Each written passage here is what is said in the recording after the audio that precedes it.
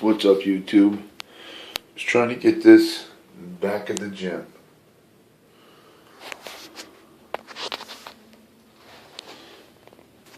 Okay, let's see what this says.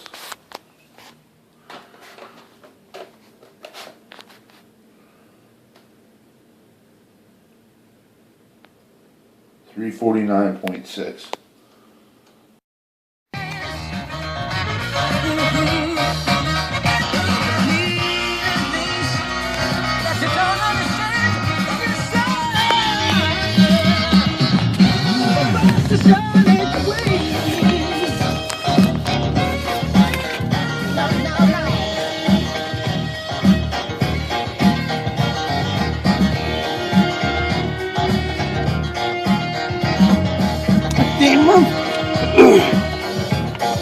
A 15-month-old baby. Broken looking glass. I could listen to that song all the time. Oh, I better shut it off though. Why you say shut it off? Massive Mainer, aka Swolberham Lincoln, you know, aka Clint Beastwood. Some call me Flexington Steel, you know, mostly myself. So, video blog, B-log, B to the logger for this week. I think this is the end of week 2, or the end of week 1. No, this is the end of week 2. So, let me just say this. Some weeks will obviously be better than others, you know. Hopefully, I get the right type of people in my life who will support me through the down times and be happy for me through the up times. That would be nice. That would be a perfect world. But I don't know if that's always going to happen. So let's get right to these questions before I start driving, because this car is my new car. Clutchless, kind of. What I did was I cut a hole out in the floorboard and I push it with my feeties, you know?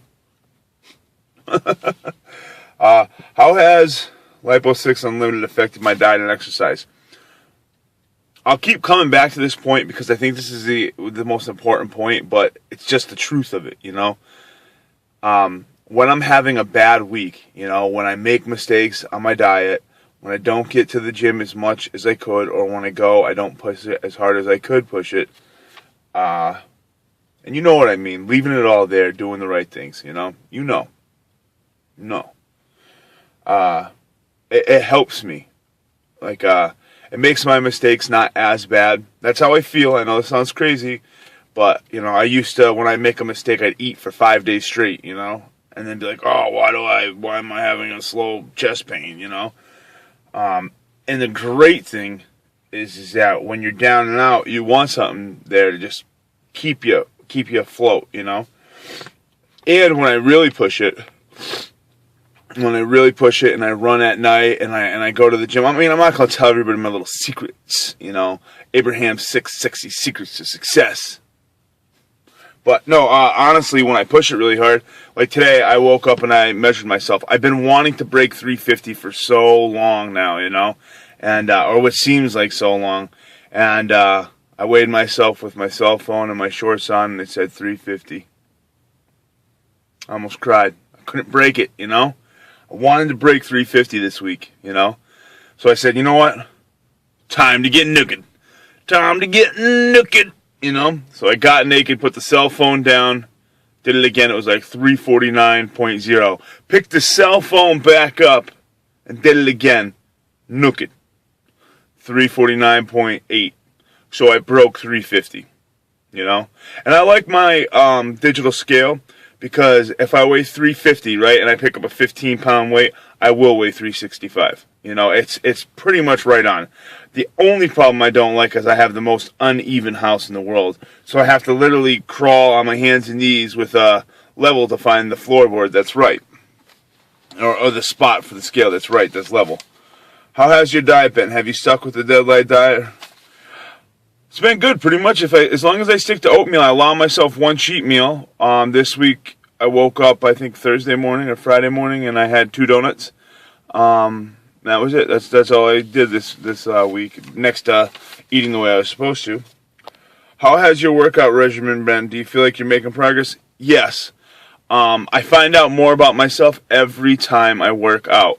So I was doing Arnold's double sessions, walking 8 miles a day, to fro, and realized, whoa, Abraham, you're not on the same things Arnold was on, You're not from Austria, where they make babies from steel, flesh and blood, So I decided to go with, I spent like about 16 hours researching stuff on the internet.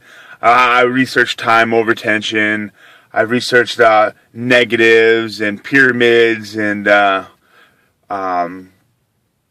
full body, lower body, full body, lower body. I researched it all, and basically I kept coming back to push-pull and explosive pushing, which means that you don't bounce it off your chest. I don't care whoever said that, whatever scientific study said that was right. I would never do that. So I let it down at a fairly normal pace, and then I explode up, So almost everything I do is an explosion, except for my biceps. Because, hey, biceps take some time, And who doesn't like the biceps, Especially when you're rocking 20s. Well, after a pump, 20s, How is your mood and overall? It's hard sometimes because even though we are in a 90-day challenge, there's still life that goes on around us. It is. I'd like to be the person who has the money and could buy T-shirts and could buy my own stuff. I just don't. I just bought a car. I have life to live on top of this, But what I will say is I will be as true as I possibly can. I take the CLA, the carnitine, and the fat burner every day. If I do still have some of the protein, but this is what I did because I asked right off the rip, how the hell is 6 days going to last? 6 days worth of protein. Right on the bottle it says, take 4 servings a day. How is that going to last you 30 days when it's only meant to last 6? So I said, well, I could either take it at night before bed, after working out, or when I wake up, because those are the 3 important times in my life to take protein. I went with after I work out. I just feel like that's the best time. I guess my mood's been pretty good. I did have a couple down days, but last week was my down week. Today's my up week, I just pretty much accept the fact that I got ripped off on a car, and then I'm going to have to pay for it with a smile on my face for the next 15 months, I was very dedicated to the program this week. But I could always do better. That's hands down. You could always do better. You could get in there and you could do more. That's how my coach was. He'd be like, Josh, push it, Josh. I remember one time I was wrestling this kid. We called him Fargus because he was like 6'6", 275 pounds, a twisted steel, red hair, pale skin, and like cold blue eyes, And this dude was a monster. And by the time I was a senior, it was his second year in the Marines. So he came back, and I don't know how it was possible, but he weighed even more and looked even more scary. And we wrestled, and I can remember thinking, this guy is the reason why I didn't wrestle. He was just an intimidating-looking dude. Long story short, we locked up. 2 big bulls of the universe locked horns, And we pushed and did all this crazy stuff, and what happened was his signature move would be take his big meat hook and put it on the back of your neck and pull anybody down, 275 pounds or not. And I weighed 275 at the time I was a wrestler. So we locked in there, and I kept pushing his hand away, and I waited for the right time, and I grabbed it, locked it in, and went in with an underhook. Now we're both pushing and pulling, but you got to wait for the right push to do the pulling, okay? So I push him a little bit. I push him, and I say in his ear, I say, oh, you're a fucking monster. And then I give him a push to add insult to injury, So he thinks I'm down and out, and then I give him a weak little push, but enough to get him, And he pushes me with everything he has, and I pull, And here goes this. I can remember. This big dude went flying through the air. I lifted him because really you just used his body weight against him. And I lifted him and I slammed him, and one person saw it in the whole wrestling room, and I heard it. Well, No, two people saw it. The referee saw it too. Like the referee for the day, you know. And I hear my coach go, "Oh, wow!" I miss that old fucker. But yeah, all in all, everything's good. Thanks for sticking with me through the hard times. I'm glad I could be there for the good times. Massive Mainer. Stay buff, New England. Ergo, the world. Or your mom.